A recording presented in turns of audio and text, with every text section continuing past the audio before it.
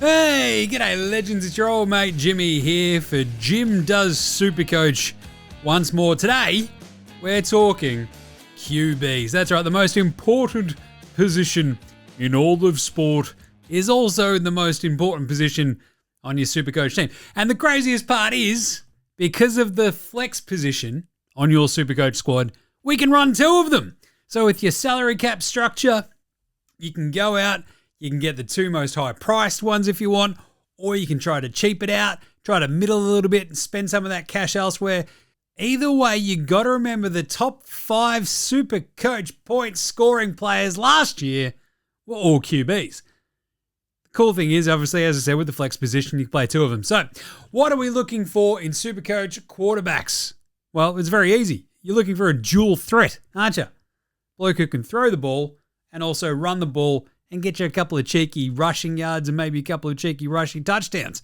Simple as that. Because it's cool that Joe Burrow can throw for almost 5,000 yards last year and over 40 touchdowns, but he ended up the third highest scoring player in SuperCoach, right? Because the SuperCoach QB scoring system is weighted towards a bloke who can get you scoring from passing yards, passing touchdowns, rushing yards, and rushing touchdowns.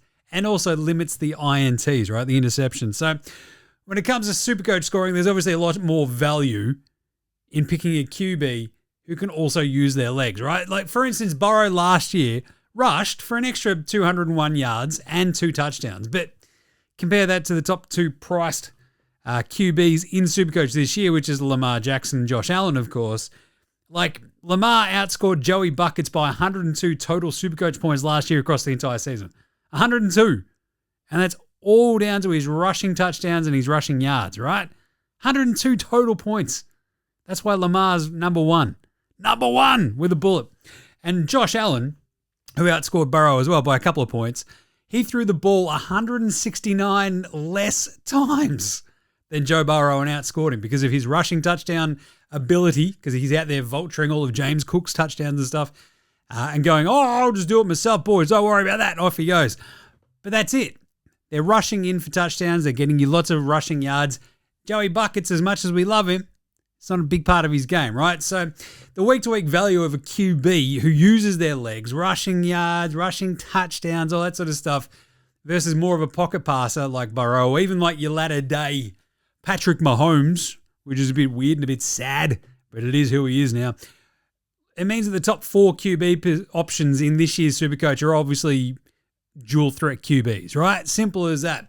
It's essentially your top 4 QB options are, and these are the ones that could obviously end up as QB1, and they're the most likely to end up as QB1 at the end of the season.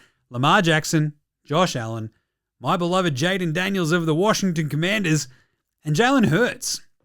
Why is that, Jim? Well, it's very clearly because of the rushing. All 4 of them had over 100 carries last year. All of them went over 500 rushing yards, as well as all the stuff they did in the passing game. So you just think about this simple fact is that, well, if they're rushing all the time, they're scoring you points as well as every time they're throwing a touchdown, getting yards through the air and that sort of stuff. So the crazy part is Jalen Hurts last year played 2 fewer games than the rest of the dudes above him and was still right there in the mix at the end of the season. So the tricky part, though, when you look at those top 4 options, you look at Lamar, you look at Josh Allen, you sort of wonder, is there going to be any like touchdown interception ratio regression? Because both of them were top 2 MVP candidates last year. Josh Allen wins it. And rightly so, because their numbers were absurd. Lamar had 41 touchdowns and only 4 interceptions. It's ridiculous. I'm no math magician, but I'm pretty sure that's around 10-1. And then you had Josh Allen, who had 28 touchdowns and 6 interceptions, which was a third of the amount he threw the year before. He threw 18 back in 2023. So if you are worried about Lamar and Josh Allen maybe throwing a few more INTs, maybe their scoring comes down, you're just like, oh, geez, what are we going to do here, Jim? Well, the cool thing is there's lots of options out there in SuperCoach this year, right? So the thing is, both the Ravens and the Bills look to be Super Bowl contenders once again.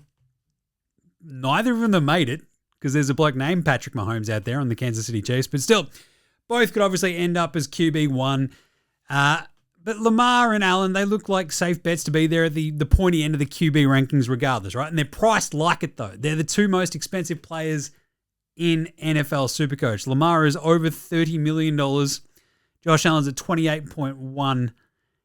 And there's a bit of a drop-off after that, right? You go to Joey Buckets there at 3 at 26.4, Baker at 26.3, and Jayden Daniels at 25.1.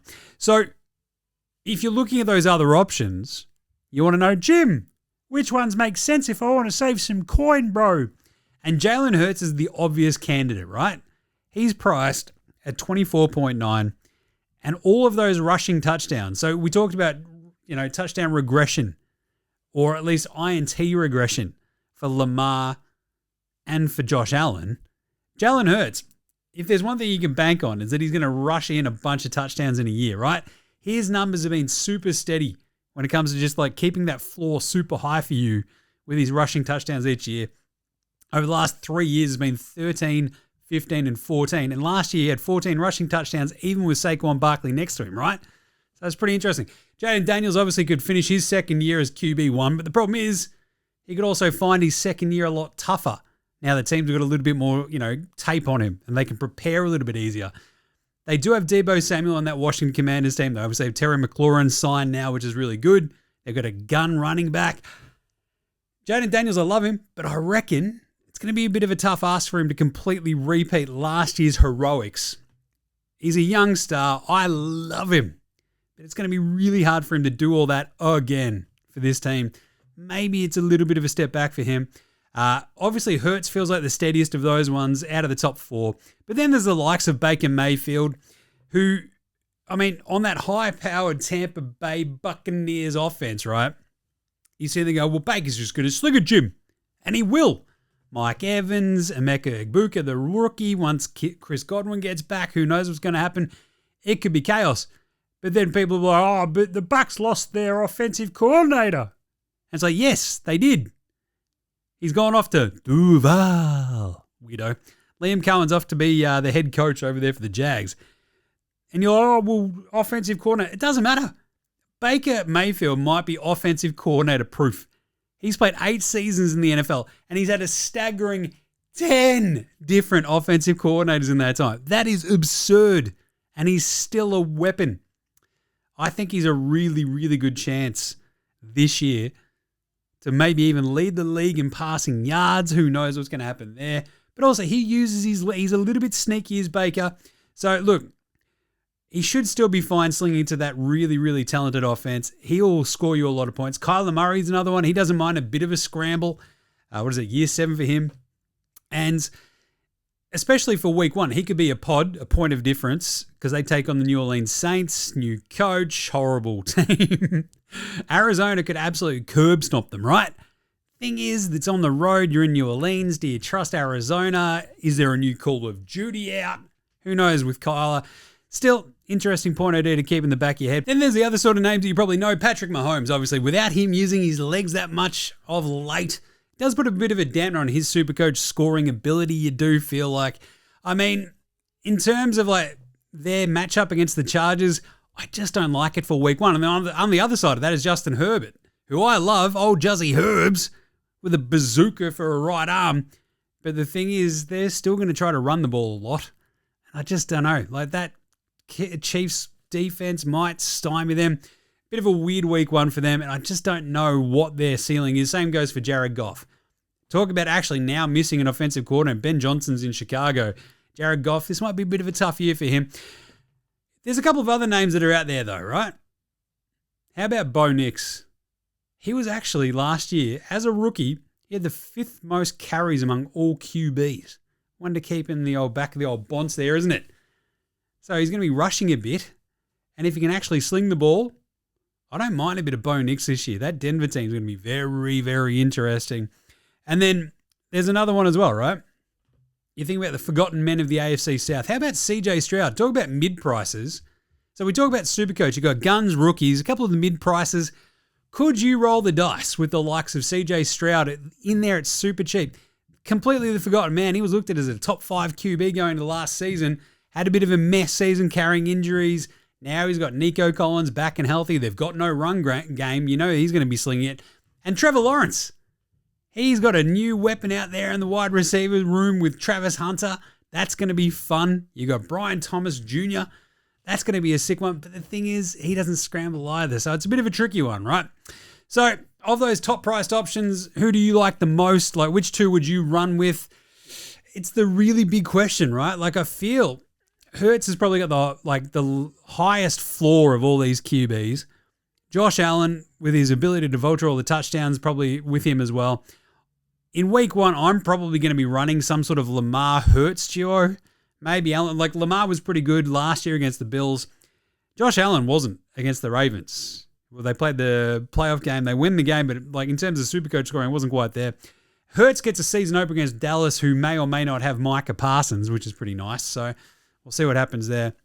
But I mean, those are your two big ticket items, right? Your QB1, and your flex, right? So you can throw a QB in your flex spot.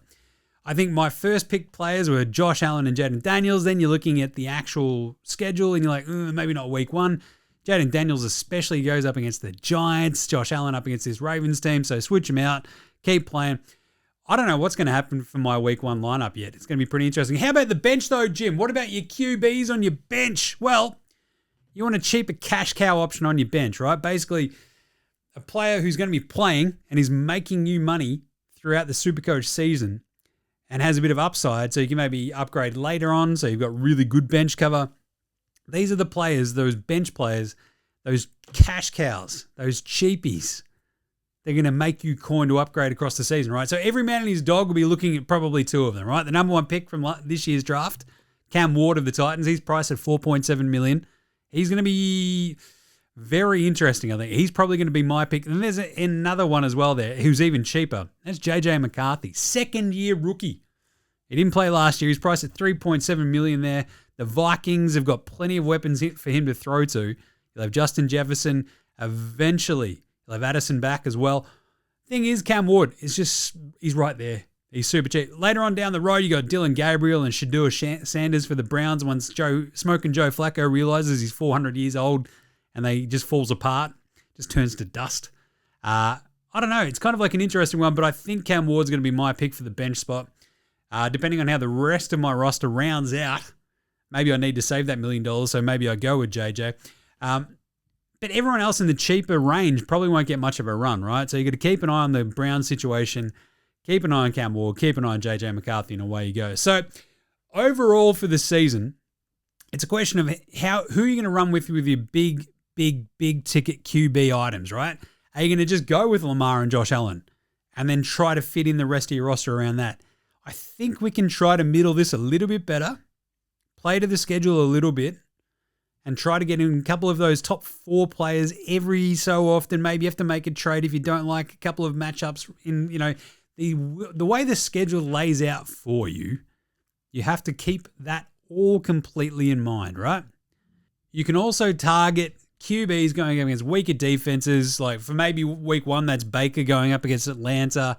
Maybe it's Bo Nix. Maybe it's Kyler Murray, as I mentioned, right? The ones that have tougher matchups like Jayden Daniels or Josh Allen, maybe you just wait and see.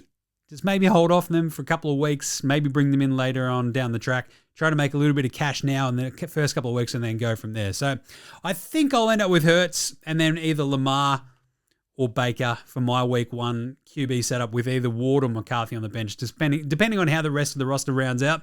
But either way, look, lock in your QB1. Figure out if you're running a QB in your flex spot. Hint, you should. So tell me who you like for your QB spots in the QB spot and obviously the flex spot and on the bench. Let us know. It's Jim Does SuperCoach. Make sure you subscribe. Make sure you listen to NFL Australia for all your SuperCoach needs.